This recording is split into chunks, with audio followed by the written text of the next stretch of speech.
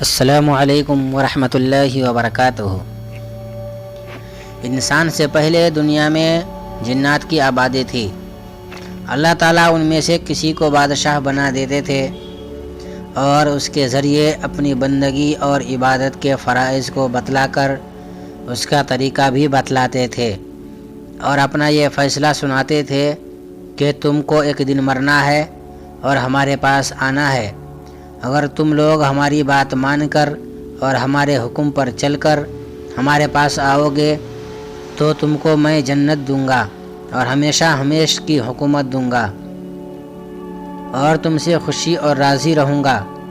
اور اگر تم لوگ ہماری باتوں کو نہ مانے اور ہمارے حکم پر نہ چلے یا ہمارے علاوہ کسی کو اپنا رب یا خدا مان لیے یا ہماری عبادت اور بندگی میں کسی اور کو شریک کر لیے تو جب تم ہمارے پاس آؤ گے تو ہم تم سے ناراض ہوں گے اور ہمیشہ کے لیے جہنم کے خطرناک عذاب میں ڈال دیں گے۔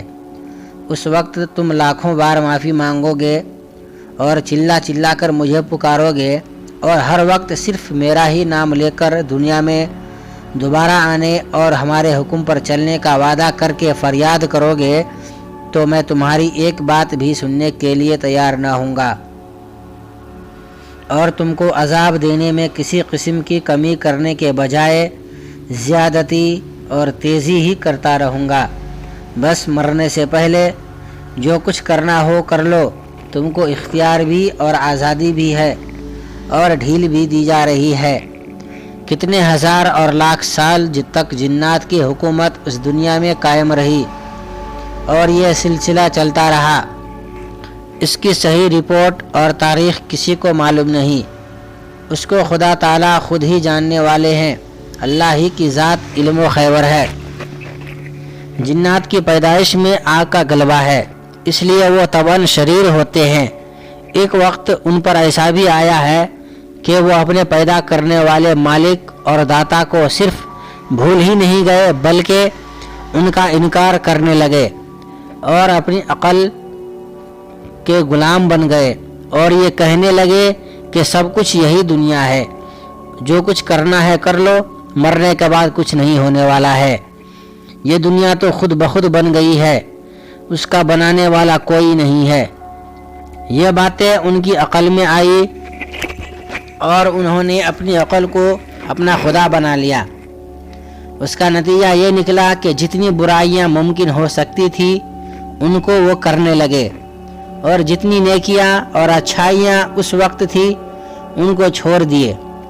اس وقت اللہ تعالیٰ نے انہی میں سے ایک جن کو بادشاہ بنایا، اس کا نام اسرائیل تھا اور ابلیس بھی تھا۔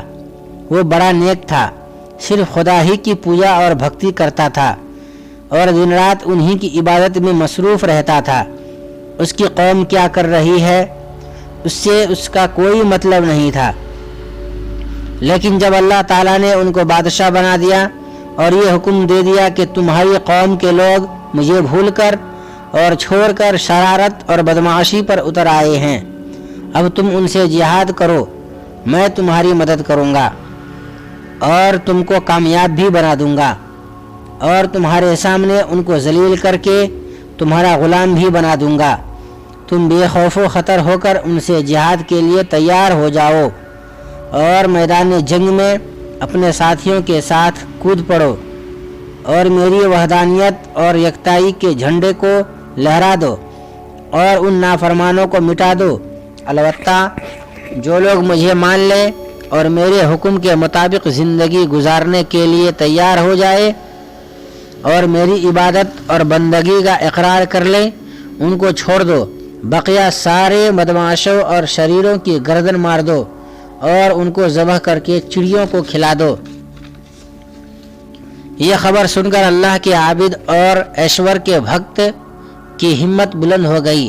اس نے اللہ کے حکم کو پورا کرنے کے لیے تیاری شروع کر دی اور نیک قسم کے جنات کو بلا کر اللہ کا حکم سنایا اور جنگ عظیم کے لیے ان کو آمادہ کیا۔ جس طرح اللہ تعالیٰ نے بنی اسرائیل کے مجاہدین جو صالحین کی جماعت تھی، حضرت داؤد علیہ السلام بھی اس جماعت میں شامل تھے، ان کا تذکرہ قرآن حکیم میں کرتے ہوئے فرمایا ہے کم من فئۃ قلیلہ غلبت فئۃ کثیرۃ بإذن اللہ واللہ مع الصابرین۔ بسا اوقات ایسا بھی ہوتا ہے کہ خدا کے حکم سے چھوٹی جماعت بڑی جماعتوں پر غالب ہو جاتی ہے۔ جب زمین و آسمان کا بنانے والا مالک کسی کا ساتھ دینے اور اس کی مدد کرنے کا وعدہ کر لیتا ہے تو اس کو کسی حکومت اور کسی طاقت سے کسی قسم کا خوف نہیں ہوتا۔ انسانوں کی کامیابی کا دار و مدار کثرت اور قلت پر نہیں ہوتا، بلکہ خدا کی نصرت اور مدد پر ہوتا ہے۔ جب کسی جماعت کی مدد کا وعدہ خدا تعالیٰ کر لیتا ہے تو وہ جماعت بڑی بڑی حکومتوں اور طاقتوں کو تباہ و برباد کر دیتی ہے۔ وہ جماعت خواہ کتنی چھوٹی ہو یا ایک ہی شخص ہو، اس مضمون کو انسانی آبادیوں میں مختصر طور پر پیش کر رہا ہوں۔ اسی طرح اللہ نے اپنے عابد ابلیس کی مدد فرمائی۔ باقی انشاءاللہ اگلی ویڈیوز میں آپ کی خدمت میں پیش کروں گا۔